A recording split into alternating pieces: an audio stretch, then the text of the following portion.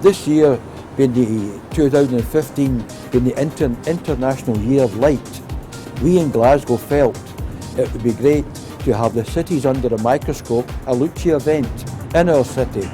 Being part of the Lucci network really is very important. Glasgow is a founding member of Lighting Urban Communities International, Lucci, and that network of international cities has grown from being 6 who started the conversation with the city of Lyon to create a network that allowed us to learn and understand the role that light can play in the development of a city. And by focusing on light, you've been able to change and signal regeneration, but also signal new ideas, create interest, and celebrate and reveal the city. The history of lighting in Glasgow has not just been about making artistic invention to help you see the city in a different way. It's also been about bringing a sense of safety and visibility to communities. The simple fact is we live in the Northern Hemisphere, so we live in the dark for large periods of time, and lighting can, particularly if you find key features like the water towers or various sort of really interesting elements within the built landscape, and bring them to the fore at night, it just creates a sense of belonging, and it creates a sense of ownership, particularly if those sit not just in the city centre but in some of the outlying communities.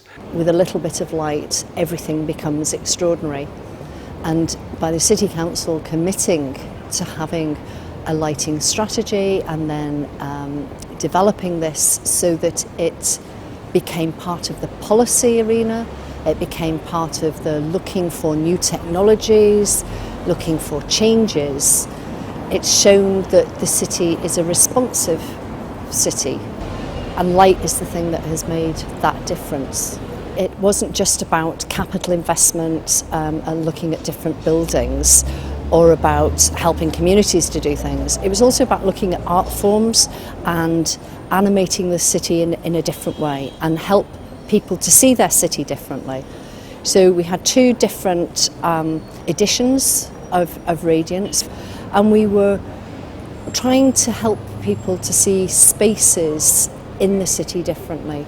So we looked at historical aspects, we looked at green spaces, and we looked at different routes around a part of the city near the Merchant City and the cathedral that people weren't used to using.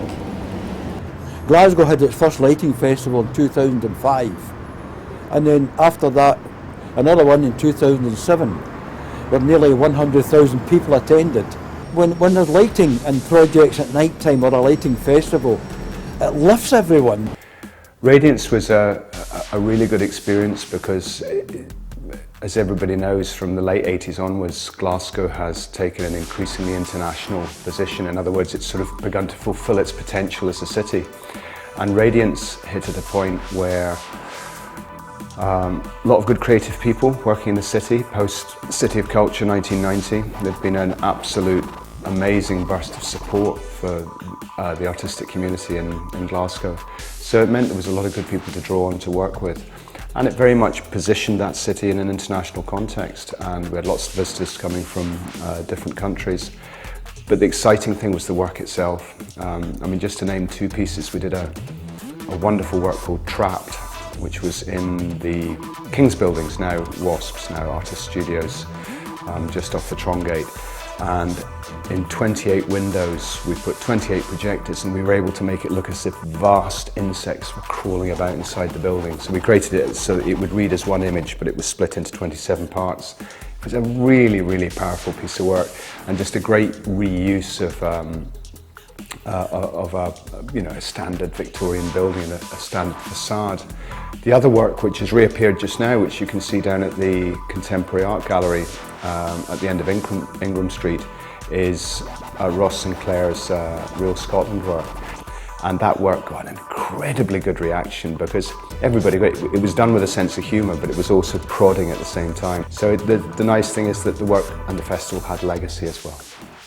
Glasgow became so interested and so keen to show that there were multiple benefits, social, economic and environmental benefits through the festivals that we actually developed through Lucci and the Culture Commission the evaluation toolkit for lighting festivals. So we feel that we added something back too by holding the festivals, but also developing understanding around them too. And this all fits with the work that Glasgow's been doing on the Lighting Urban Communities International Charter on Sustainable Urban Lighting, which is about the responsible use of light, looking at light pollution, looking at how you can dim light, how you can make light in the right place at the right time. And Glasgow has been looking at how these new technologies can start to be rolled out. NVA's work has continued to expand, and particularly our work with new technologies led on to speed of light, which is the work that we did for the Olympics, with 3,000 hill runners on Arthur's Seat carrying their own power, and us using programmable LED suits that could be manipulated over an area of 3 or 4 square miles. And that work then led on to us getting the main commission for the Tour de France and working with racing cyclists and doing Ghost Peloton, which we're now going to see in Glasgow in these few weeks as well. So it's all been part of that journey, but the great thing about Glasgow is it's an amazing canvas to work with. It has great architecture from lots of different periods, so you can actually work with the city as a work of art and work with the buildings within it as a work of art. So it was a great chance for us to extend that and to work with some very, very creative people. Not only is it just the City Council that's promoting the lighting, there are many community organisations doing their own lighting projects, which is so important. One of the major housing associations in our city, they're actually lighting up quite a number of the high flats, and many of the people that live in it tell me they feel really secure at night time. The lighting strategy is really important to the city because it can shine a light on areas that maybe have issues with them or are neglected or underappreciated. I worked on a specific project which was called Linked Via Light, and it was a project that stemmed from a Clyde Walkway project when we were looking at the Clyde Walkway and how we can get more people to use the Clyde Walkway as an active travel route and also appreciate the river and the environment on their doorstep. And when we were focusing on one of the areas of part of that, we found that there was an issue specific around the Westburn Viaduct, which is a disused railway viaduct which crosses the River Clyde, which is closed off, but in recent past it's been associated with some antisocial behaviour. So we worked on a project to look at how we can actually tackle this, to take a step back, and worked with local stakeholders and communities to develop an action plan. And one of the aspects on the action plan was to change the perception of the bridge itself. We developed a local group with 12 young people from both sides of the river, so a school, Bannerman High School in Glasgow, and 2 Cathkin and Trinity in South Lanarkshire, and got a core group of young people to come together and evaluate the lighting designer that they wanted to work with. So right from the start it was a community-led project. One of the reasons the project was so successful and actually engaged the community was because it was a lighting project, and it was really exciting and dynamic and did actually change fairly quickly the bridge itself. So from the actual starting off of the designing of what it would look like to actually implementation, it's very quick and it can actually be a real step change in the community. The lighting project started a couple of years ago, and it was a really, really positive experience. In fact, it was an amazing project for the school in so many different ways. I was, obviously as head teacher, I was approached initially about it, and I was really keen that we should involve as many staff at the very early stages. So we had a number of meetings where we had kind of key staff who obviously worked with the different agencies.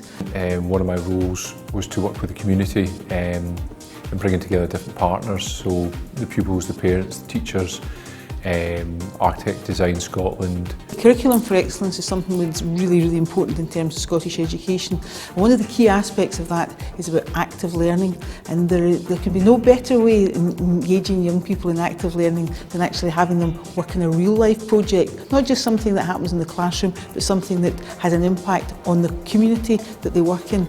And I think that's been a real strength of the project. But I done my higher project last year, and I got pretty good mark in it, so my teachers have helped me through it, and they've chose for my work to be on the lighting project. Our involvement is really to encourage the children to create graphical work which can be displayed on the projector through the light project on the school building. Well, my involvement in the lighting project is my work that was done a few months ago for my exam course was displayed on my school building. You do something and then it gets displayed, it just makes you proud of your work. At first it feels a little bit weird seeing all your work over the whole school building, but it's cool at the same time. Pupils are getting more used to this. What I've said to my graphic communication pupils is, that's your folio of work that's on the side of the school. Not only can you go to a job interview and say, here's some exemplars of work that I've done, you can actually show in a different context and say, do you know what, here it is on the side of our school. And that's just fantastic when you can actually show your work of 10 metres by 20 metres. It's just so unique, and pupils really gain from it. I felt quite privileged to have my work shown in public and displayed for people to see. I think it had a big impact. I know one of the impact's aims was to bring pupils through the corridor, kind of off the M77, M8 and into Shawlands Town Centre. I'd like to think it did part of that. Anyone certainly who's coming past the school at night time will have a different view of the school than most other schools in Glasgow. So I think a very successful project.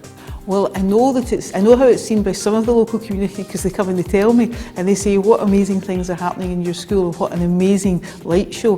Really interested in it, and I think it actually has lit up the whole street. It was quite dark at night, and I think that's been a really, really positive impact in the community. And again, the young people, they're excited when they see their work up on display. They're excited to be part of it, and I think it's an amazing project, and it's been really, really successful.